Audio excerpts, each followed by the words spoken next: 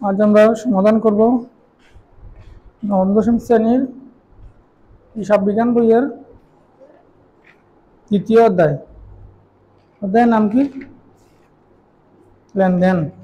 লেনদেনের 3 নম্বর অঙ্কটি। 3 নম্বর অঙ্কে কি বলা আছে? লিগ্যাল এইড নামে জনাব আফসিয়া 2 মে 2017 তারিখে আইন ব্যবসা চালু করেন। প্রথম মাসের ঘটনাগুলো নিম্নরূপ। 2 মে আইন পেশায় 1 লাখ টাকা বিনিয়োগ করা হলো। তাহলে কি হলো বলতো? মূলধন বাড়লো আর নগদ টাকা বাড়লো। অফিস ভাড়া পরিশোধ করা হলো 18,000 টাকা। কি হলো? নগদ টাকা কমলো আর ব্যয় বাড়লো। ধারে সেবা সরঞ্জাম ক্রয় করা হলো 40,000 টাকা। তাহলে কি হলো? নগদ টাকা কমলো আর সরঞ্জাম সম্পদ বাড়লো। মক্কেলদের নগদে আইনি সেবা দেওয়া হলো 30,000 টাকা। তাহলে কি হলো? এখানে আয় হলো 30,000 টাকা আর নগদ টাকা বাড়লো 30,000 টাকা। আয় বাড়লে কি হয়? মালিকানা সত্ত্ব বাড়ে। নগদ টাকা বাড়লে সম্পদ বাড়ে। অফিস কর্মচারীদের বেতন পরিশোধ 10,000 টাকা। বেতন পরিশোধ করা কি হইল? নগদ টাকা কমলো আর ব্যয় বাড়লো। ব্যাংক থেকে ঋণ নেওয়া হলো 1 লাখ টাকা। তাহলে কি হইল? নগদ টাকা বাড়লো আর দায় বাড়লো, পাওনাদার বাড়লো। মক্কেলদের ধারে আইনি সেবা দেওয়া হলো 60,000 টাকা। তাহলে কি হয়েছে? আইনি সেবা দেওয়া আয় হয়েছে না? এটা সেবা প্রতিষ্ঠান না। তাহলে সেবা আয় বাড়লো, অর্থাৎ মালিকানা সত্ত্ব বাড়লো। আর যেহেতু ধারে দিয়েছে তাহলে প্রাপ্য হিসাব বাড়ছে, দেনাদার বাড়ছে, মানে কি সম্পদ বাড়ছে।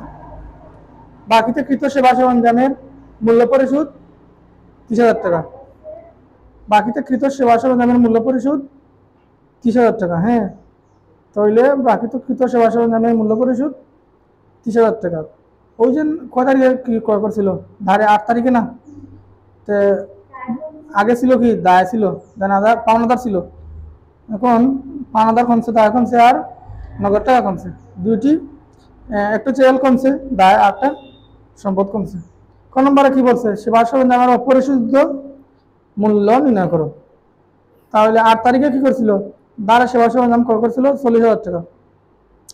আর 30 তারিখে কি করছে? মূল্য পরিশোধ করেছে 30,000 টাকা। তাহলে আর অপরিশোধিত কত টাকা থাকলো?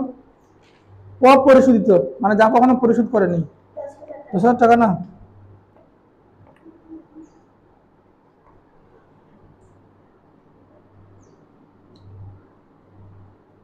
হিসাব বিজ্ঞান নবম দশম শ্রেণী, অধ্যায় কত? অধ্যায় তৃতীয়। তৃতীয় না দ্বিতীয়? দ্বিতীয়।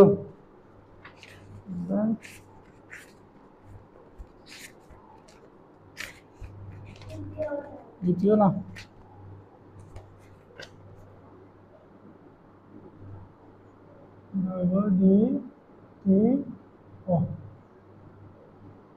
দ্বিতীয় অধ্যায় 3 নং প্রশ্ন।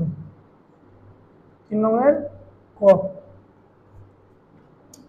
প্রথমে কলাম তৈরি করব। হ্যাঁ,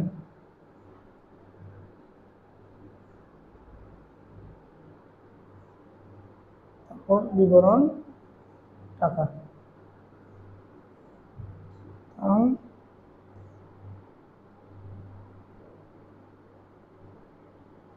টাকা তো প্রথমে সরঞ্জাম কবে থেকে ক্রয় করছিল? 2017 মে 8 তারিখে। ধারে সেবা সরঞ্জাম ক্রয়। তাহলে সরঞ্জাম সম্পূর্ণত এখানে জায়গা হবে না। সরঞ্জাম ক্রয় কত টাকা? 40,000 টাকা। তারপর মে 30-এ কি করছে? মূল্য পরিশোধ। মূল্য পরিশোধ। মূল্য পরিশোধ কত টাকা? 30,000। হিসাব বিজ্ঞানে এইভাবে প্রথম বন্ধনীর ভিতরে রাখাকে কি বলে, কি বোঝায়, মানে বিয়োগ বোঝায়। মাইনাস দিতে পারো চাইলে, এইভাবেও রাখতে পারো। 40 থেকে 30 বিয়োগ করলে কত টাকা? 10,000। 10,000। তাহলে সেবা সরঞ্জামের অপরিশোধিত মূল্য মোট অপরিশোধিত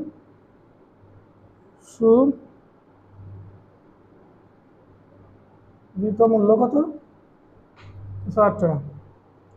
এখানে কিন্তু লিখতে হবে সেবা সরঞ্জামের কি অপরিশোধিত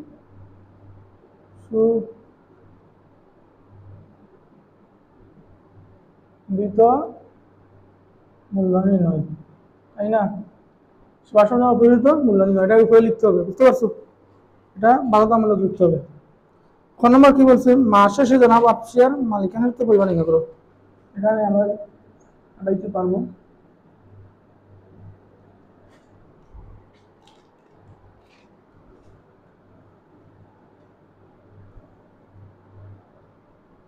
তারিখ বিবরণ টাকা টাকা। উপরে কিন্তু লিখবা মাস শেষে জনাব আফসিয়ার কি মালিকানার পরিমাণ নির্ণয় করা হলো, এটা উপরে কি লিখতে হবে। বুঝতে পারছো কি বলছি? উপরে কি লিখতে হবে? মাস শেষে জনাব আফসিয়ার মালিকানার পরিমাণ নির্ণয় করা হলো।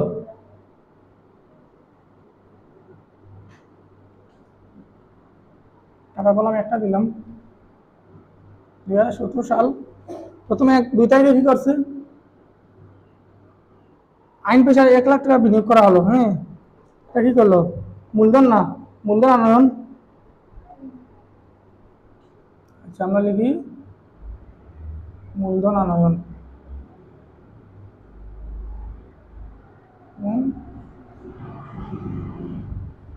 মূলধন বিনিয়োগ।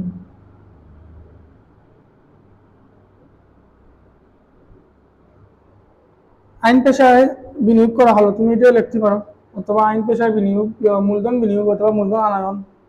এটা মূলধন না, কিন্তু বিনিয়োগ লেখা আছে, তাই বলে কি এটাকে সম্পদ ধরবা? এটা তো বলছে 2 তারিখে আইন পেশায় প্রথম দিনই ব্যবসায় আনছে, নগদ টাকা আনছে, এটা বিনিয়োগ। এটা হলো জাবেদা কি হবে? ক্যাশ ডেবিট আর মূলধন ক্রেডিট। তাহলে এখানে কি বিনিয়োগ হয়েছে? বিনিয়োগের কোনো মূলধন বিনিয়োগ কত? 1 লাখ টাকা। তারপর কি বলছে? মে 4 অফিস ভাড়া পরিশোধ করা হলো 18,000 টাকা। মে 4 অফিস ভাড়া পরিশোধ করা হলো 18,000 টাকা। অফিস ভাড়া পরিশোধ কত টাকা? 18,000 টাকা। তো অফিস ভাড়া পরিশোধ করলে টাকা বাড়বে না কমবে? অফিস ভাড়া পরিশোধ করলো, এটা বের হয়েছে না, মালিকানা তো কমছে না। 18,000 টাকা। তারপর মে 8 তার সেবা সরঞ্জাম ক্রয়। সেবা সরঞ্জাম এটা সম্পদ না, তাহলে এটা আসবে না। মে 12 ধারে মক্কেলদের নগদে আইনি সেবা, আইনি সেবা প্রদান, নগদে আইনি সেবা, নগদে আইনি সেবা দিচ্ছে কত টাকা? 30,000 টাকা। সেবা দিলে কি হলো বলো তো? মালিকানা তো বাড়লো না কমলো? বাড়লো। তাহলে আমরা এটাকে মাইনাস দিইনি। 16 তারিখ অফিস কর্মচারীদের বেতন পরিশোধ। বেতন পরিশোধ ফলে কি হয়েছে? মাইনাস না, অফিস কর্মচারীদের বেতন পরিশোধ। মালিকানা তো কমছে না, ব্যয় বাড়ছে না। কর্মচারীদের বেতন কত টাকা? 10,000 টাকা। বেতন পরিশোধ করা কি হয়েছে? টাকা কমছে, মালিকানা তো কমছে, বেড়ে হয়েছে। 25 তারিখ ব্যাংক থেকে ঋণ নেওয়া হলো, এর ফলে কি কি হয়েছে? এখানে যাবে কি হয়? নগদান ডেবিট আর ব্যাংক ঋণ ক্রেডিট। তাহলে এখানে কি মালিকানাতে প্রভাব পড়ছে? তাহলে এটা আসবে না। 27 তারিখ কি মক্কেলদের দ্বারা আইনি সেবা দেওয়া হলো। আবার আইনি সেবা দেওয়ায় ধারে আইনি সেবা দেওয়ায় আবার কি হয়েছে বলতো? কি হয়েছে? ধারে আইনি সেবা দেওয়ায় মালিকানা তো বাড়ছে না, আয় হয়েছে।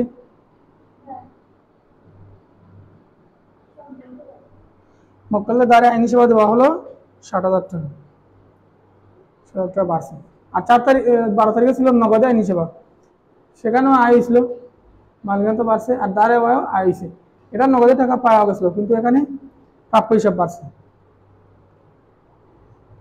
মূল্য 37 তারিখ বাকি থেকে সেবা সরঞ্জামের মূল্য পরিশোধ 30,000 টাকা। এখানে কি নগদ টাকা কমছে আর দায় কমছে, এর ফলে কি মালিকানাতে প্রভাব পড়ছে? না, তাহলে 30 তারিখ আসবে না।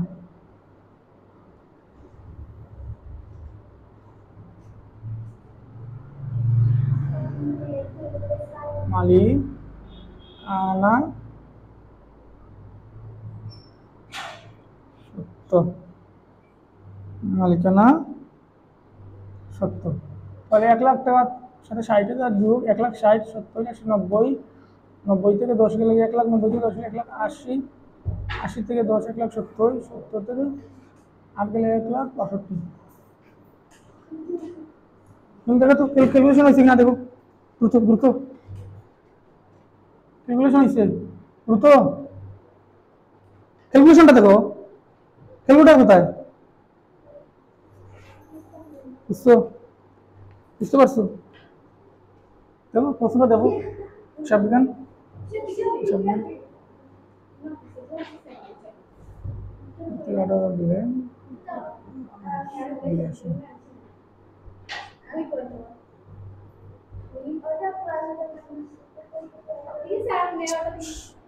ও বই নাও, হিসাব করতে তো লাগে। 1,00,000 বিয়োগ 18,000 প্লাস 30,000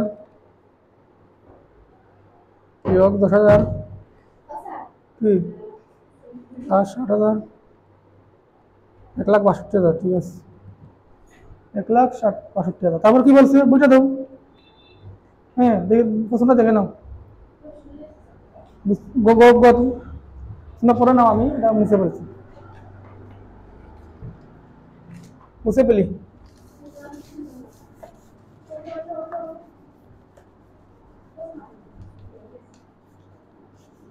গ প্রশ্ন করো, আমি বলছি গ পড়ার জন্য, গ পড়ো।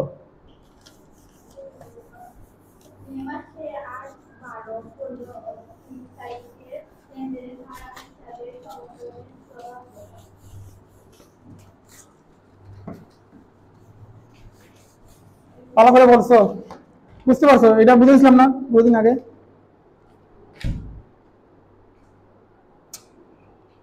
মে মাসে 8, 12, 15, 30 মাত্র 4টা বলছে। তারিখে লেনদেনের দ্বারা হিসাব সমীকরণে প্রভাব দেওয়া, হিসাব সমীকরণে, বুঝতে পারছো? হিসাব সমীকরণ, হিসাব সমীকরণ প্রভাব, এটা কোন চোখে বলছে? টেবুলার চক না, হ্যাঁ, কোন চোখে দেখানোর জন্য বলছে? আবার কিছুই বলেনি। আমরা চাইলে চোখের মাধ্যমে দেখাইতে পারি, চোখ ছাড়াও ওই যে এল বৃদ্ধি, ওই বৃদ্ধি ওইভাবে দেখাইতে পারি, কিন্তু আমরা এটা চোখের মাধ্যমে করতেছি। হ্যাঁ,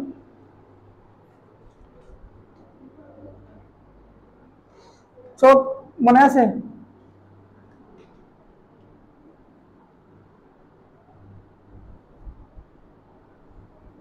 তারপর এখানে তারিখ, এখানে মন্তব্য দিতে পারি, তাই না? তারপর এখানে কি, এখানে কি দিব? সম্পদ না? আর এখানে দায়, দায় প্লাস মালিকানা সত্য, তাই না? মন্তব্য।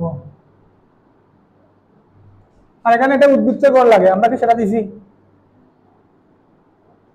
এটা উদ্বৃত্ত কর কোনো কোনো টেবুলার চলে যায়, আমরা এটা দেইনি। হ্যাঁ, ছোট করে বলছি। ওখানে এইগুলাকে কি আলাদা করছি, কারণ আগে দেখতে হবে কি কি আছে, তাই না? মে মাসের 8 তারিখ কি ধারে সেবা সরঞ্জাম ক্রয় করায় কি হয়েছে? সরঞ্জাম সাপ্লাই, এটা সম্পদ না? সম্পদে করে লাগবে একটা। হ্যাঁ, আচ্ছা। তারপর ধারে করছে দায়, দায়ের জন্য লাগবে একটা। হ্যাঁ, কি 8 তারিখে তো বলতেছি ধারে সেবা সরঞ্জাম ক্রয়, ধারে সেবা ধারে সেবা সরঞ্জাম ক্রয় করায় কি হয়েছে? সরঞ্জাম এটা সম্পদ না? এই যে আমি এটা কিনছি স্ট্যান্ড, এগুলো সম্পদ, এগুলো সম্পদ না? আবার কি হয়েছে? দাঁড়ে করা, এটা দায় পারছে না, দায় করে দিছি একটা। আমি কিন্তু টান দিইনি, কারণ পরে বাড়তে পারে, কমতে পারে। এবার 12 তারিখ কি হয়েছে? মক্কেলদের নগদে আইনি সেবা দেওয়া হলো 3000 টাকা। আইনি সেবা দেওয়া মানে কি বুঝছো?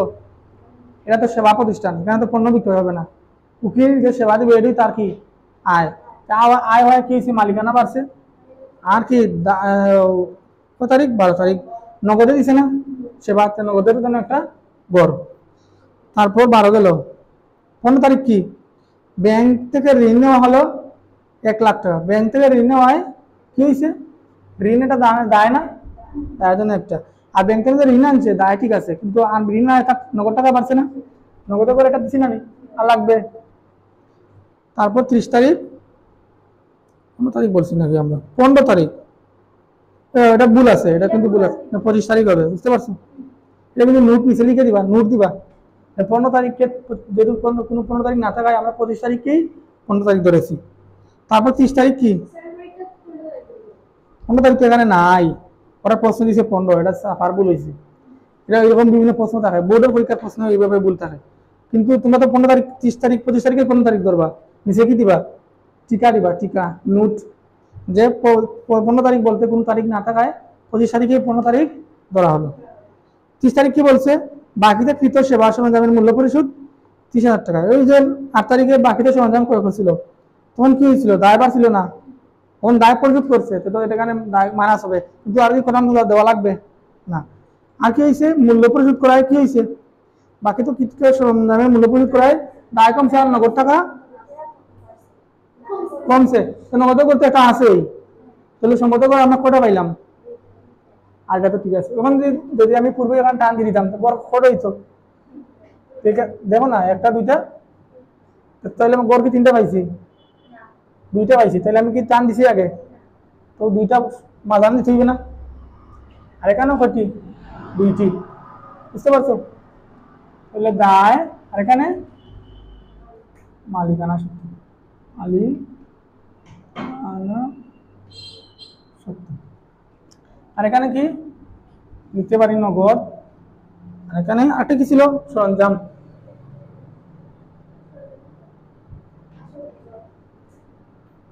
সরঞ্জাম। ওকে, মে 8, 2017, মে 8। মে 8 কি করছে? তারে সেবা সরঞ্জাম ক্রয় করা হলো 40,000 টাকা। তো সরঞ্জাম বাড়ছে কত? সরঞ্জাম কত টাকা বাড়ছে? আর ধারে নানি ধারে ক্রয় করা কি হয়েছে? দায় উভয় দিকে কি প্লাস না?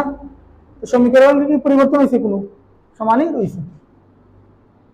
আমরা কি শিখছিলাম? দুই পাশে, এক পাশে প্লাস হলে অপর পাশে প্লাসই হবে। আর উভয় লেনদেন এক পাশে বসে, তাহলে একটা প্লাস হলে আরেকটি মাইনাস হবে।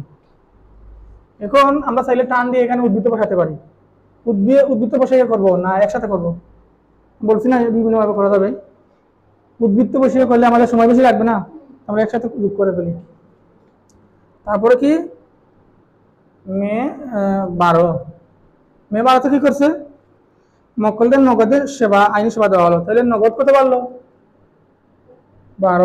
30,000 টাকা নগদ টাকা বাড়লো। হ্যাঁ, আর আইনি সেবা দেওয়ায় কি হয়েছে? মালিকানা তো বাড়ছে না কমছে? আয় হইলে বাড়লো না।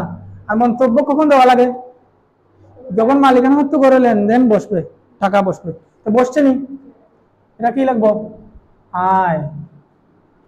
আইনি সেবা দিল, টাকা পাইছে, এটা তার প্রতিষ্ঠানের জন্য আয় না। আর যদি এটা বিক্রয়কারী প্রতিষ্ঠান হইতো, এটা মুদির দোকান, তাহলে কি এখানে কি কোনো সেবা থাকতো? এখানে পণ্য বিক্রয়টা এখানে বসতো, বুঝতে পারছো? বিক্রয়। আর যেগুলো সেবাকারী প্রতিষ্ঠান, যেমন ধরো উকিল, এই যে আইনি সেবা, সেলুন, এগুলা কি থাকবে? সেবায় থাকবে, এখানে কি কোনো বিক্রয় করে থাকবে? আচ্ছা, তারপর 15 তারিখে কি, 25 তারিখে কি ব্যাংক থেকে ঋণ নেওয়া হলো। মে 25 ব্যাংক থেকে ঋণ নেওয়া কি হয়েছে? মে 25 ব্যাংক থেকে ঋণ নেওয়ায়, ব্যাংক থেকে ঋণ নেওয়ার টাকা কত টাকা? 1 লাখ টাকা বাড়ছে, আর দায় 1 লাখ টাকা বাড়ছে। ব্যাংক ঋণও লিখতে পারি এখানে, শুধু দায় না লিখে কি ব্যাংক ঋণও লিখতে পারি আমরা, আরেকটা করে দিতে পারি এক্সট্রা ব্যাংক। আমরা অতিরিক্ত লিখলাম না, এখানে লিখলাম ব্যাংক ঋণ, দায় হইলে হবে, সমস্যা না, সমস্যা নাই। লিখছি 25 তারিখ, মন্তব্য লাগবে না। তারপর 30 তারিখ কি, বাকিতে কৃত সেবা সরঞ্জামের মূল্য পরিশোধ 30,000 টাকা। 30 তারিখ বাকিতে কৃত, কৃত মানে কি বুঝছো? ক্রয় আর কি, কৃত বুঝুনি? কৃত মানে ক্রয় করা, বিকৃত মানে বিক্রয়, আর কৃত মানে ক্রয়। তো বাকিতে কৃত মানে বাকিতে ক্রয় করছে কি সেবা সরঞ্জাম, এই যে 8 তারিখে বাকিতে ক্রয় করছিল না সরঞ্জাম, সেটা কি করছে 30 তারিখে কি মূল্য পরিশোধ করছে। তো 30 তারিখে মূল্য পরিশোধ করলো, নগদ টাকাটা কমলো না? কত কমছে? 30,000 টাকা পরিশোধ করছে, তো 30,000 টাকা নগদ টাকা কমছে না? তো এই পাশে মাইনাস হইলে ও পাশেও কি কি মাইনাসই হবে। তো বাকিতে কৃত সেবা সরঞ্জামের মূল্য পরিশোধ 30,000 টাকা, নগদ টাকা 30,000 কমছে। আর কি, ওই যেদিন 8 তারিখে ক্রয় করছিল তখন বাকিতে ক্রয় করা তার 5,000 বাড়ছিল না? আজ পরিশোধ করে দিছি, আর কি 5,000 আছে? 30,000 টাকা মাইনাস না? সে কি আর দাবি করবে? এই টাকা কি আর দাবি করবে? তার টাকা দিয়ে দিয়েছি।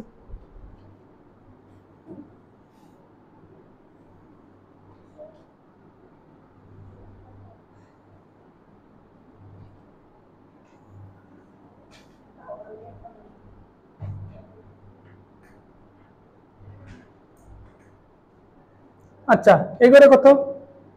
30 থেকে 30 গেল, আর 30 থাকলো, কত রইল? 1 লাখ টাকা। আর এই করে কত? 40। প্রথমে সবগুলা যোগ করবো আলাদা আলাদা। এখানে 1,40,000 থেকে 30 গেলে কত থাকলো? 1,10,000। কি প্রত্যেক দুটো আলাদা আলাদা যোগ করবা প্রথমে। এই করে কত? 1,30,000 থেকে 30 গেলে থাকলো কত? এটা তো যোগ করবা, এটা তো ক্যালকুলেটর করতে পারো। এখানে কত আছে?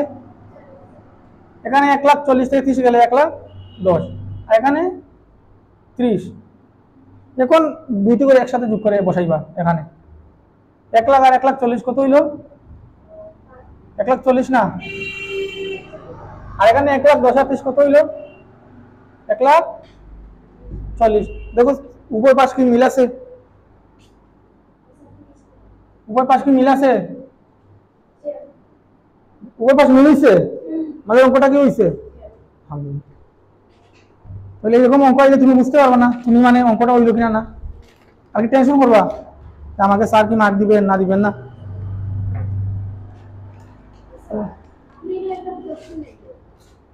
কোন ওটা? কোন ওটা যোগ করে তুমি দেখো না। 40 আর 1 লাখ কত? 40 আর 1 লাখ কত? 1,40,000 আর 30,000 বিয়োগ করলে 1,10,000। যদি ক্যালকুলেটর করতে পারো, এটা তো আর এখানে ভুল হয়তো, তো আমি হয়তো সারা ভুল করবো, মুছে ফেলি। ঠিক আছে।